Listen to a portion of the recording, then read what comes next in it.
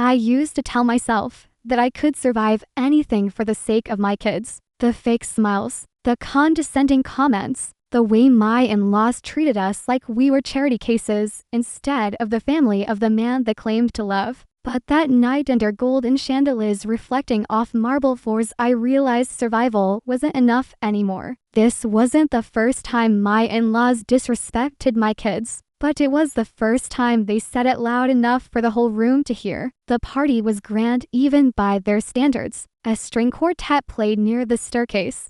Waiters in white gloves floated around with trays of imported desserts, and every guest looked like they had stepped out of a lifestyle magazine. It was my late husband's mother's birthday, an annual display of wealth and status. I had attended every year, partly out of obligation, partly because my children still longed for a connection to their father's side of the family. They never admitted it, but I saw the way they scanned faces, searching for pieces of the man they barely remembered. I stood near the edge of the ballroom, watching my son's hand slip into his little sister's. They were dressed beautifully new clothes I had saved for months to buy, yet still, in this room, they looked like they didn't belong. Or maybe it was just the way the family made them feel. My mother-in-law barely acknowledged us when we arrived. A forced smile, a stiff nod, and then she floated away to greet people who mattered. My father-in-law shook my hand like I was a stranger at a business meeting. And the cousins, they stared right through us, as if grief had made us invisible. I swallowed all. For years, I had swallowed everything. But then my kids walked toward the buffet. It was a long, glittering table filled with roasted meats, delicate pastries, and dishes I couldn't even pronounce. I watched them from a few steps away, smiling gently. They weren't greedy. They weren't even excited. They were just hungry. They had skipped lunch when I rushed them from school to get here on time. My son reached for a plate, and that's when it happened. A voice sharp, mocking cut through the room like a blade. Scraps only let the real family eat first.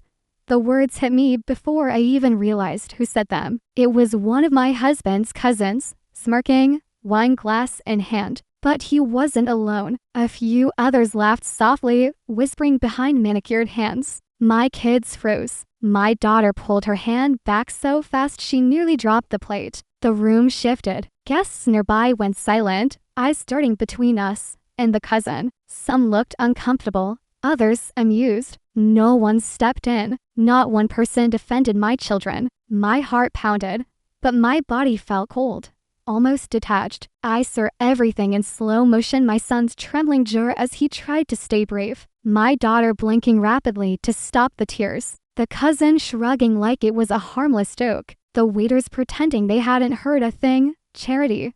That's what they saw us as. Nothing more. I felt something crack inside me, not anger, not sadness, but a clarity I had been avoiding for years. These people had always treated us like outsiders, but I had convinced myself we needed them for support, for connection, for my children's sense of family. But in that moment, I saw the truth. My kids had no family here. I stepped forward slowly. I didn't shout. I didn't cause a scene. Instead, I placed a steady hand on my son's shoulder and took the plate gently from my daughter's shaking fingers. My voice, when it came, was calm, almost too calm. That's enough. The cousin smirked again, assuming I would back down like I always did. But this time, I wasn't the widow fighting to keep peace. I wasn't the mother swallowing insults for the sake of fake unity. I was done. As I led my children away from the table, I felt the weight of my purse against my hip, a reminder of what I had brought with me tonight. Something I had spent months preparing. Something that would finally end their charade of superiority. I paused near the doorway, glancing back at the glittering room, the golden chandeliers, the people who believed their money made them untouchable. I didn't know then that the paperwork inside my purse would end their luxury lifestyle within minutes. People think grief hits all at once like a wave that knocks you flat. But for me, it came in fragments. One of those fragments arrived 3 weeks after my husband's funeral, in a quiet law office that smelled of old paper and polished wood.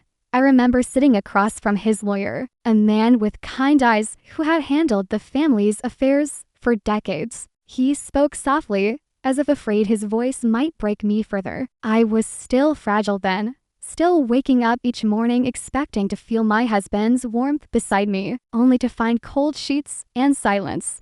When the lawyer slid a thick envelope toward me, I expected formality documents, condolences, maybe some small financial arrangements. What I didn't expect was a truth my husband had carried alone. Your husband updated his will 6 months before he passed. The lawyer said. That startled me. He hadn't told me, not once. Not even in those late-night conversations where we promised to be honest about everything. Especially after his diagnosis. I thought everything belonged to his parents. I murmured. The company, the estate, all of it, that was the plan. The lawyer replied gently, until he changed it.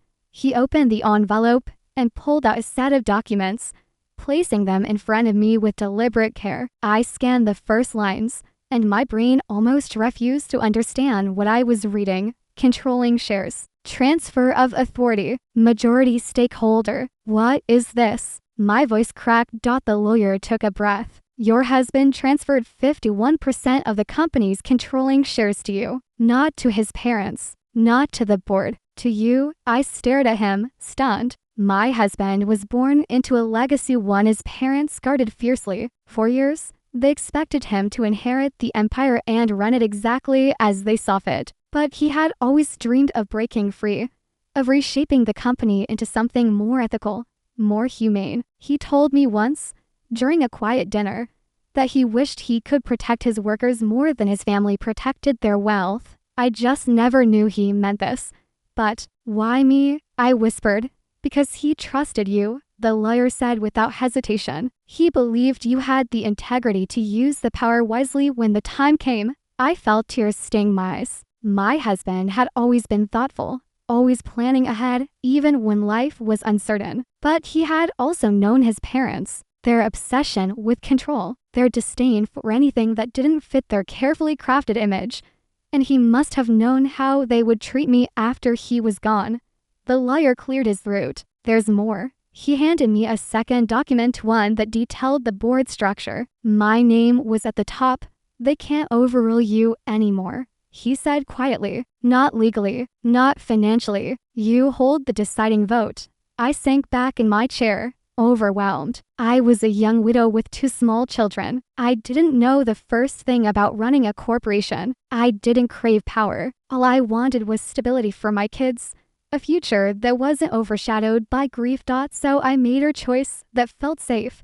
I kept the will hidden, not out of fear of responsibility, but out of fear of war. His parents already saw me as a burden, a girl who had married above her station. If they discovered the truth, that I now held the authority they always assumed would be theirs, they would destroy me socially, legally, financially, any way they could. So I smiled at family gatherings. I stayed quiet when they made decisions. I let them believe they still ran everything. All while the real power sat locked away in a private drawer in my bedroom. And for years, I never used it. Not once. I didn't intend to use that power until they humiliated my kids. People assume humiliation comes in single, dramatic blows. But mine came in slow drips. Little comments slipped between fake smiles and expensive champagne glasses. I learned early on that my in-laws didn't see me as family. They saw me as a charity case their son had foolishly fallen in love with. Someone they expected would eventually fade from the picture once he came to his senses. When he died, they treated that loss like proof that our marriage had been temporary from the start. As if fate had corrected an imbalance, it started with small remarks, nothing I could confront without being called oversensitive. She must be so relieved the life insurance covered the funeral. At least she won't have to worry about bills anymore. Some women get lucky, I suppose. They said things like that with polite laughs and gentle pats on my arm, like they were doing me a favor by insulting me softly.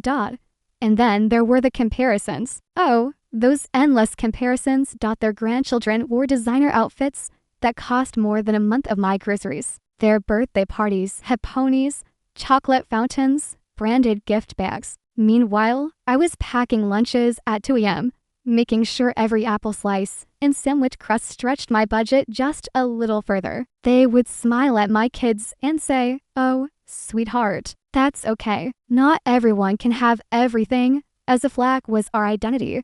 One Christmas, my daughter proudly showed the doll I managed to save up for. It wasn't fancy, but it was chosen with love. My sister-in-law leaned in, eyes pitying, and said, "That's adorable. Maybe next year she'll get a real one." My daughter's face fell, and I felt something inside me tear just a little. But I stood there, silent, because I needed peace. Because I was raising two grieving children alone. Because every battle felt like a war I couldn't afford. I took extra shifts, work nights, graded papers, or entered dating after everyone else slept. I sacrificed sleep, hobbies, any trace of a social life. While they vacationed in Greece, I clipped coupons. While they posted photos on boats, I stretched leftovers. Meanwhile, they flaunted everything: watches, purses, cars, as if wealth were a personality trait. And every now and then, one of them would send me a message saying, "If you ever need help, don't hesitate. We know you're trying your best." Always with that tone, the one that said they expected me to fall apart eventually.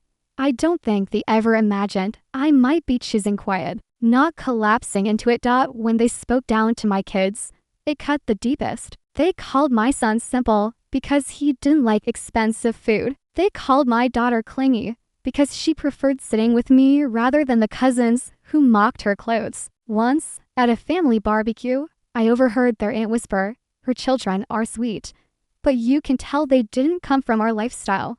Our lifestyle. As if love wasn't a wealth of its own. Every insult stacked itself on top of the last, quiet, invisible bricks, building a wall of resentment inside me. Still, I swallowed them. I told myself I was protecting my kids from conflict, that it wasn't worth the fallout, that my silence was the wiser path. But deep down, a slow realization grew. They weren't mistaking my silence for maturity. They were mistaking it for weakness. They believed I would always accept my place at the edge of their gatherings, sitting politely while they criticized everything about me. They believed I needed them more than they needed me. They believed I had no power, no voice, no choice. And for years, I let them believe it. But life has a way of circling back, and the more they pushed, the more something inside me tightened, not breaking, but hardening. I didn't know it then. But all those quiet insults were preparing me for the moment everything snapped into focus. The moment I realized I wasn't powerless, they were simply blind. All it took was one birthday party, one sentence hurled at my children, and one truth they never saw coming. But today, silence wouldn't save them. I wish I could say I reacted immediately, that I marched across the ballroom and defended my children the second those words were thrown at them. But the truth is, I froze. My kids stood there, staring up at me with confused eyes, clutching empty plates as if they'd done something wrong by simply being hungry. My heart cracked in a way I hadn't felt since the night I lost their father. I knelt down, pulled them close, and whispered that everything was okay even though nothing was okay. My daughter's voice trembled when she asked, "Mom, did we do something bad?" And that question carved itself into me, deeper than any insult ever could. I pressed a kiss to her forehead, swallowing the fury rising like fire in my throat.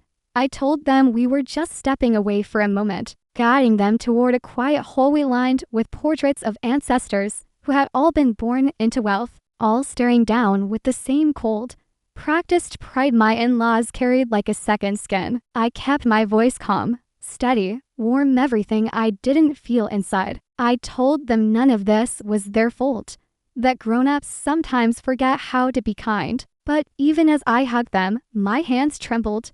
And then, as if the night hadn't already cut deep enough, one of the older cousins passed by. She didn't even lower her voice. "You know," she said to the woman beside her, "some people just don't belong in wealth." Her companion laughed, an airy, careless sound. "Please, they should be grateful we let them be here all." I don't remember the next few seconds. Something inside me went silent, not empty silent, the kind of silence that comes before an earthquake. I stood slowly, every movement measured. I wasn't going to cause a scene in front of my children. I wasn't going to give these people the satisfaction of seeing me break. Instead, I told my kids softly that we were leaving. My son nodded immediately. He'd been shrinking into himself ever since the buffet line humiliation. My daughter clutched my hand, her small fingers trembling. We walked toward the exit, the chandeliers glittering above us like mocking stars. I told myself leaving was enough, walking away from their cruelty, creating distance. That was the mature choice, the peaceful choice, the safe choice. But as we passed the side study, the one where the important family discussions always happened, I heard voices, familiar voices, low, confident, plotting. I should have kept walking. I should have ignored the conversation like I had ignored so much over the years. But something made me pause. Maybe instinct, maybe the way they spoke, like they owned everything and everyone in this house. She's becoming a liability, my father-in-law said, voice sharp. The charity act has limits. We need her signature to finalize the expansion. And she's dragging her feet. She won't sign. Another voice said, my brother-in-law's. She thinks she has opinions. It's adorable, really, someone snorted. We should have handled this years ago. Vote her out. Remove her from the board completely. I nearly gasped, but the next words froze my blood. She's weak, alone. And let's be honest, she doesn't deserve those shares. Once we have enough signatures, we can present the motion. She'll lose her rights immediately. But she still has majority control. Someone whispered. She could block it. A laugh long, confident. Please. She doesn't even understand what power she has. As long as she stays quiet, she's harmless. Harmless. They had no idea. No idea what my husband had done. No idea what documents were sitting inside my purse right here. At their precious party. My kids looked up at me, sensing the shift in my breathing. I straightened, a calmness settling over me that didn't feel like surrender this time. It felt like clarity. For years, I'd believed silence was strength. But tonight, silence had turned into something else entirely. It had become the rope they were planning to hang me with.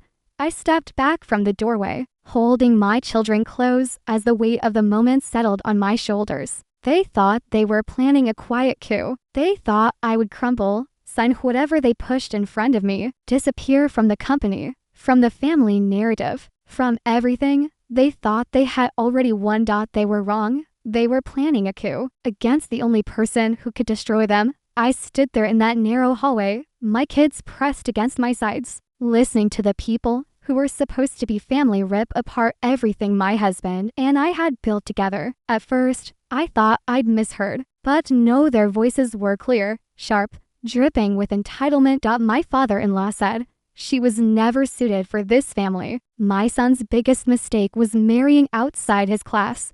My breath caught. Hearing them insult me was one thing. Hearing them insult the man I loved, the man they lost, the man they pretended to mourn, that was something else entirely. My son's hand tightened around mine. I don't know if he understood the words, but he understood my tension. He always did.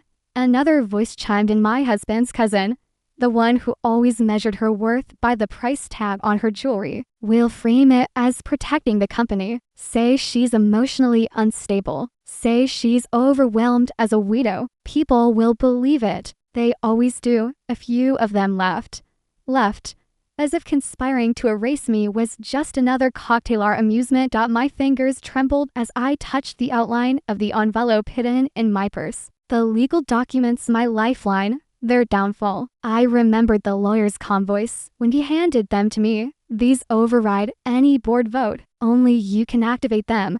Back then, I prayed I'd never need them, that the mere existence of the papers would be enough insurance, that the family would remain decent, respectful, maybe even kind. How naive I'd been. Now, standing in the dim hallway with my children watching me with wide, searching eyes, I felt the weight of every insult they had thrown over the years crashing down at once. They had treated me like charity, like a placeholder, like an inconvenience they hoped would disappear.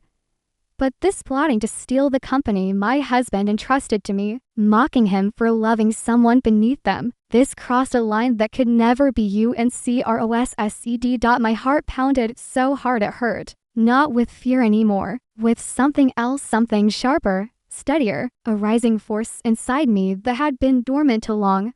I whispered to my kids that everything would be okay. And this time, I meant it. I turned away from the study. The hallway seemed shorter now, the ballroom brighter, louder, clearer. I felt like I was stepping out of a shadow that had held me for years. As we re-entered the party, the chandeliers sparkled in impossible gold. The string quartet played something elegant and expensive. The servers carried trays of food my kids had been denied. The same relatives who wished me gone were laughing by the dessert table as if they hadn't just tried to carve me out of my own life.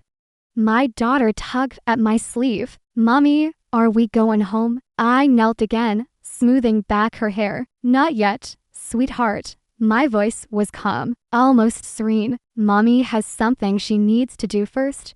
When I stood, the timidness I had worn for years fell away like an old, useless coat. The fear, the self-doubt, the desire to keep the peace, they all burned off under the heat of what I'd just overheard. All that remained was clarity. I could feel the envelope inside my purse like a heartbeat. Emergency authority. My authority. The authority they didn't know existed.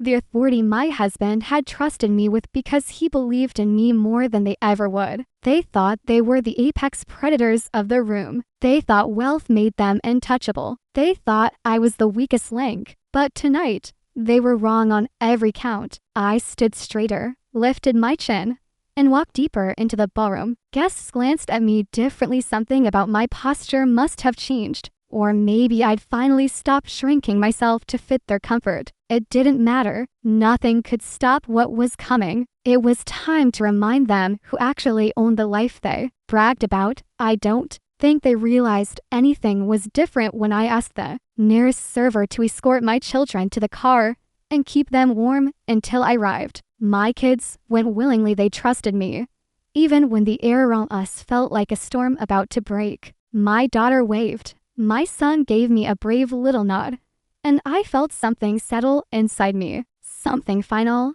I turned back into the ballroom and scanned the room for the people who had spent years mistaking my politeness for inferiority. My father-in-law was swirling his drink, telling some overpolished story to a group of people who pretended to care. My brother-in-law was laughing loudly, basking in the attention of a crowd that clung to his every exaggerated word. They were so comfortable, so certain that they were in control.